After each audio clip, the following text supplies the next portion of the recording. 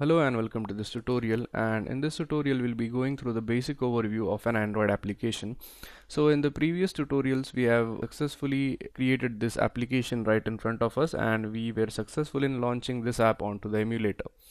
Now in this tutorial we are going to go in a little bit of depth for understanding what an Android application is and how it works. So in order to understand Android apps better, you could take an example of a website. A website is nothing but it is a collection of a number of web pages which are linked to each other. For example, if you have a website and on the home page of a website we have links to multiple pages of the website. So basically a website is nothing but a collection of web pages linked to each other.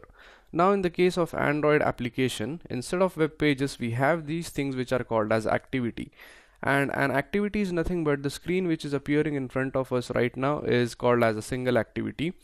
Now if there is a button on this application, so if we click that button and we go onto a new page, that page is called as a new activity. So an activity in an Android app is similar to a web page of a website. So in an Android application we could have as many number of activities as we want, and an activity is nothing but the screen which appears in front of us. So that was a basic explanation of what Android activities are and how they can be used. Now the next thing which we need to study is that the activity consists of two parts. The first part of an activity is nothing but the design which appears in front of us. So as we could see, the design of an activity consists of the user interface, which has these text boxes, the text, the buttons, the status bar and all that. So this thing is nothing but the design or the overall appearance of the application, how the application appears to the user. So this is the first part of an activity.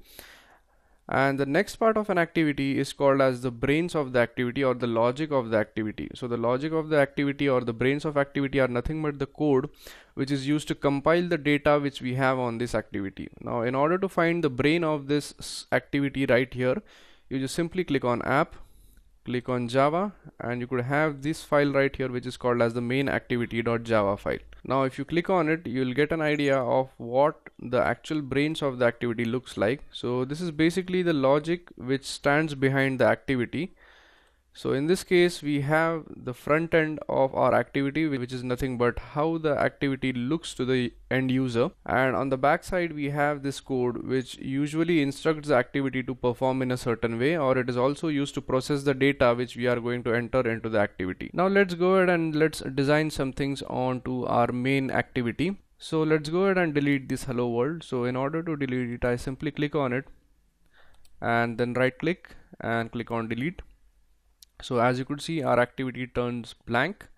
And now let's say if you want to add something to it, let's say we want to add a text area to it, you could go ahead right here and select this plain text view, which allows you to enter some text onto the screen or the activity. Now it is also going to show you some grid lines which are used to align your text properly. So let's say if you want to place this text area or the plain text view in the middle of the screen, you could go right here and just click on it so that you are sure that it is in the middle of the screen. So now just leave it and you'll have your text area right over here. Now as you could see, it is displaying the text to be new text. Now let's say you want to change the text of this text area or the plain text view right here. Then in order to do so, you simply click on it, or instead of clicking right here, you could go to the component tree which is shown right here. And in the component tree you could select your text view, which is nothing but this, and you simply click on it. And as you could see, there are certain number of properties of the text view listed over here. Now we could go here and we could change the content of the text view. So as you could see, this property which is named as text could be changed. So if you want to change the text of this field, you simply click on this area, and instead of this you could type my application. So now when we click on this, we'll get the text as my application. Now in order to add this my application, it can be done in two ways. So for example, if you want to edit the interface of your Android application or the activity, you could do it in two ways. So the first way is just dragging this widgets right over here and then adding it onto the screen. So this is the first way, and the next way in which you could do it is by editing into the XML. So this is the design view and this is the text view right here. So for example, if you wanted to add this text view here, so we could type in this code, but it is a bit difficult to write this line of code here. So this is one more way of adding the content to your screen. So we'll prefer this method, that is because it is easy in order to drag and drop the widgets instead of just writing the code for it. And we are also going to study how you could type in the code in order to add widgets to your screen. Now this code right here, which is used in order to add some content to your screen, is called as the XML. And if you have a basic idea of HTML, then XML is easier for you to understand. So if you know the basic HTML tags, it would be easy for you to grasp the concepts of the XML.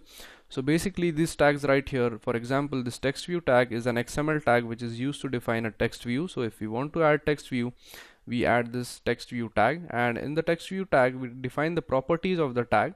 So for example, this thing right here is used in order to define the width of the layout, and there are other certain properties which are specified in order to define our text view. So let's say we want to change the background of this activity by using XML. So in order to change it, we simply go on to this XML file with us. We simply go ahead and go here and we type the code as Android, then give a colon, then type background, and in the color we specify the color which we want to specify. So in this case, let's say we have the color as hash 006699, and it is going to change the color for us. So as you could see, when we specify the color in the XML attribute, it is going to change the background color for us, and you could change your color according to your preference. So this is one way of writing the code in XML and making changes accordingly. So now if we click design view, you could see that the changes are also reflected in this design view. So now let's say you want to change the color of this text. So if you click on it, you could also change the color by using this component tree right here. So instead of this relative layout, you simply click on the element which you want to select. So for example, this thing right here is the text view which is named as my application. So we simply click on it, and we could then go to properties and select the appropriate color for our text.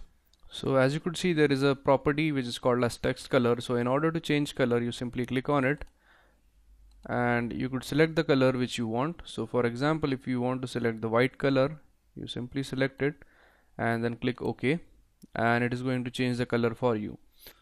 So as you could see, the color of the text has been changed. Now one more thing which I wanted to mention in this tutorial is about the Android manifest. So as earlier explained, Android application is nothing but a collection of a number of activities, just like a website, as a website is nothing but a collection of a number of web pages.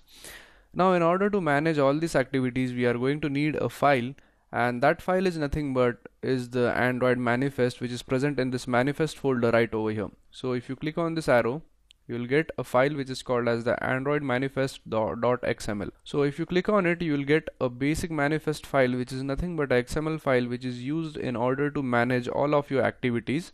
So for example, this main activity right here is included right over here. So basically it includes all the activities which we have in our Android application, and the Android manifest will manage all the activities for us. So the main purpose of the Android manifest is to manage the activities or the Android activities and place them in a proper order. So for example, as you could see the line right here which stands for android.intent.category.launcher. So this thing right here specifies that on launching the Android application, we should have the main activity. So in this manner, if we go on adding activities to our Android application, we need to make relative changes to the Android manifest.xml. So Android manifest.xml is basically used to manage activity. So that's it for this tutorial, and I'll see you guys in the next tutorial. Thank you.